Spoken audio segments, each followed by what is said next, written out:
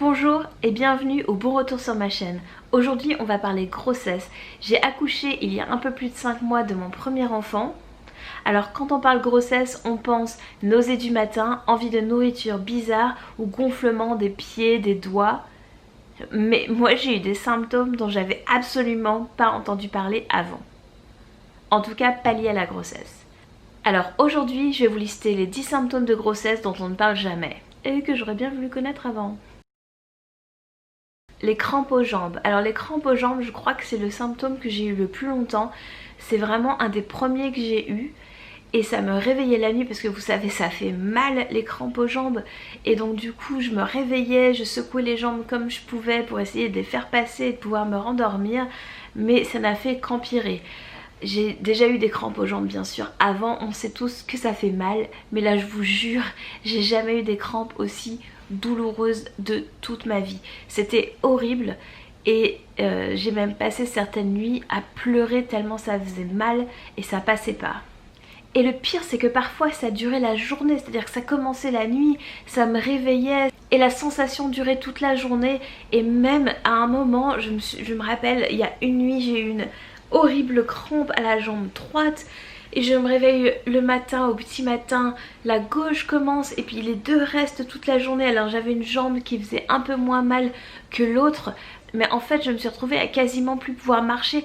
Et ça durait comme ça. Et cette fois-là, ça a duré quasiment une semaine. Où en permanence j'avais cette crampe qui était encore là, quoi. Le muscle ne voulait pas se détendre, c'était une horreur. Et donc comme je disais, c'est le symptôme que j'ai eu le plus longtemps, ça a vraiment duré toute ma grossesse, avec évidemment des moments où c'était pire et d'autres où ça se calmait un peu. Mais c'était aussi le plus chiant, parce que c'est le premier truc qui m'a handicapée. J'ai dû arrêter mes cours de danse à cause de ça. Enfin en tout cas j'en ai loupé régulièrement et au bout d'un moment j'ai laissé tomber parce que j'en avais marre de payer et de pas pouvoir y aller. Les brûlures d'estomac et les remontées acides. Alors comme je disais plus tôt, évidemment on connaît tous les nausées du matin et bizarrement on parle pas autant de ces brûlures d'estomac et remontées acides. Et pour moi elles ont commencé autour de 6 mois de grossesse. Alors au début c'était juste quand j'allais me coucher, c'était vraiment un peu quand je passais de la transition assise à coucher. Ça a duré un quart d'heure où j'étais pas très bien dans mon lit. Mais bon voilà, j'étais couchée, donc si je prenais un peu mon mal en patience, ça durait à peu près 15 minutes et je finissais par m'endormir et ça passait complètement. Donc pas encore trop chiant, pas agréable mais pas non plus horrible. Mais alors en fin de grossesse c'était plus du tout la même histoire. Donc là je parle le 8e, 9e mois. Donc là ça venait en début de soirée quand j'étais assise sur mon canapé. Et ça passait pas. Donc en fait j'étais assise, j'essayais de m'allonger un petit peu, c'était pire. Donc il fallait comme ça que je reste assez droite.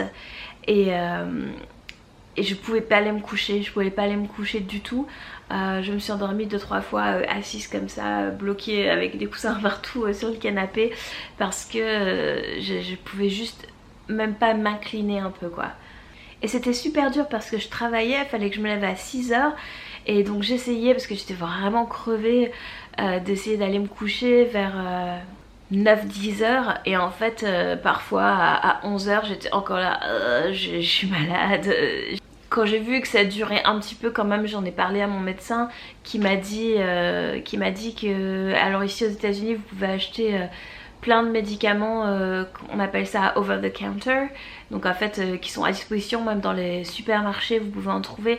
Donc il m'a dit qu'à peu près tous les trucs pour les remontées acides, on pouvait les prendre pendant la grossesse.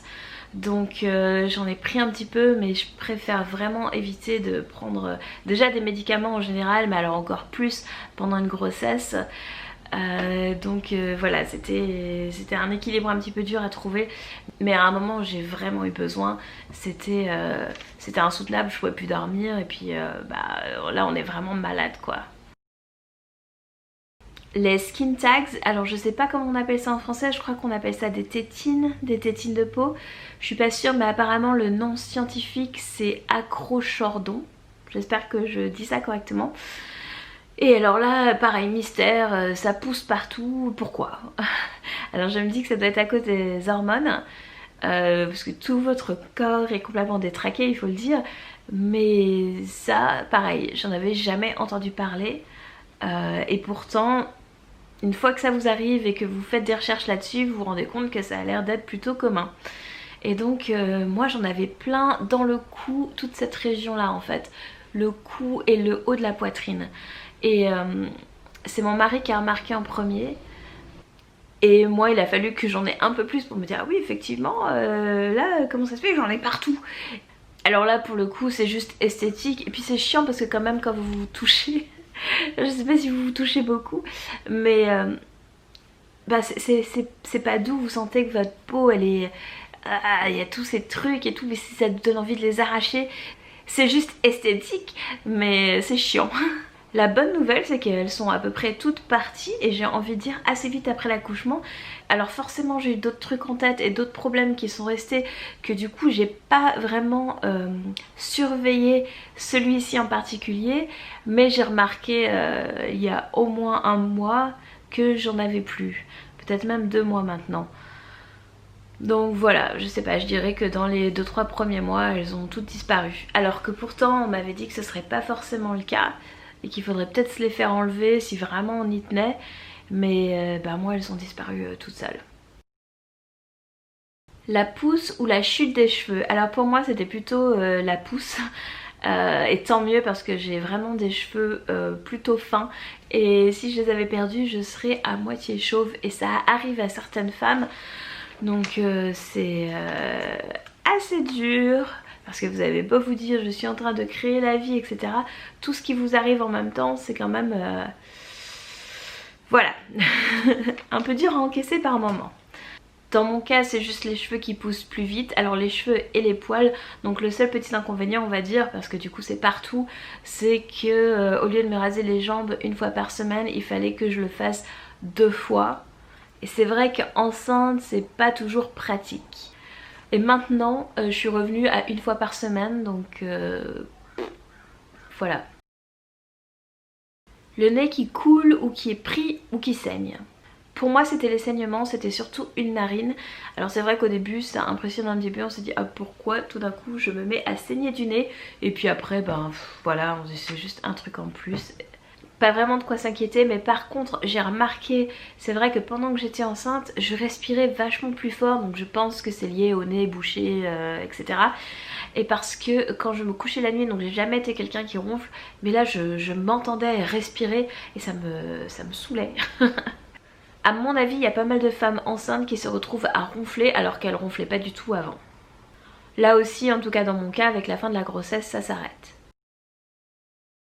Ça c'est un peu plus perso donc c'est sans doute pour ça qu'on n'en parle pas vraiment. Mais bon on parle de bébé donc vous vous doutez bien qu'il se passe des choses en bas. Les sécrétions. Ça en revanche je le savais car j'ai eu un parcours de conception très long et compliqué. Du coup j'ai beaucoup lu là-dessus et évidemment j'ai entendu parler des sécrétions. Et c'était aussi quelque chose que je surveillais déjà par rapport à mon ovulation etc. Je le mets dans la liste car je le savais parce que j'avais fait des recherches, mais personne ne m'a jamais dit ça. Après je comprends que c'est un peu difficile comme ça à amener sur la table. Bref, je voulais quand même vous prévenir, vous qui voulez avoir un enfant ou qui peut-être venez d'apprendre que vous allez avoir un enfant, confinement. Car quand on est enceinte, on a quand même pas mal tendance à s'inquiéter de tout et de rien. Donc vous inquiétez pas pour ça, plus de sécrétion, c'est normal. Beaucoup plus. Évidemment, toujours dans les choses qui se passent en bas et dont ça on est au courant, c'est l'envie de faire pipi toutes les 5 minutes. Pour moi, c'était vraiment toutes les 5 minutes à un moment. Au début je me disais ah mais non en fait ça va, bah oui je vais un peu plus aux toilettes mais bon voilà, rien de grave. Sauf qu'à la fin j'aurais dû juste rester assise sur des toilettes et voilà, d'ailleurs si j'avais été chez moi c'est sans doute ce que j'aurais fait, juste assise sur des toilettes toute la journée. Parce que je travaillais, donc j'ai travaillé jusqu'au jour où j'ai accouché et à la fin j'étais à mon bureau, j'allais aux toilettes, je vidais ma vessie, je me relevais, je me disais j'ai encore envie. Je refaisais pipi et j'avais pas d'infection ou quoi que ce soit, hein. Pas de brûlure, machin, tout était normal. C'était juste l'impression en fait de ne jamais vider ma vessie complètement. Je retournais à mon bureau, donc je restais je sais pas combien de temps aux toilettes, là, oh il y en a encore, il y en a encore, il y en a encore, ah c'est bon? C'est bon? Non, il y en a encore. Ah cette fois c'est bon. Allez je retourne à mon bureau, je m'assois, j'ai envie de faire pipi. Je sais pas si c'est parce que, comme tout le monde dit, oh mais t'as quelqu'un qui est assis sur ta vessie donc c'est normal, ou alors si c'est quelqu'un qui bloque le chemin pour que le pipi puisse sortir, je ne sais pas, mais vous avez vraiment envie de faire pipi toutes les 5 minutes. Et alors à peu près au même endroit, j'avais des douleurs pelviennes ignobles. Ignobles.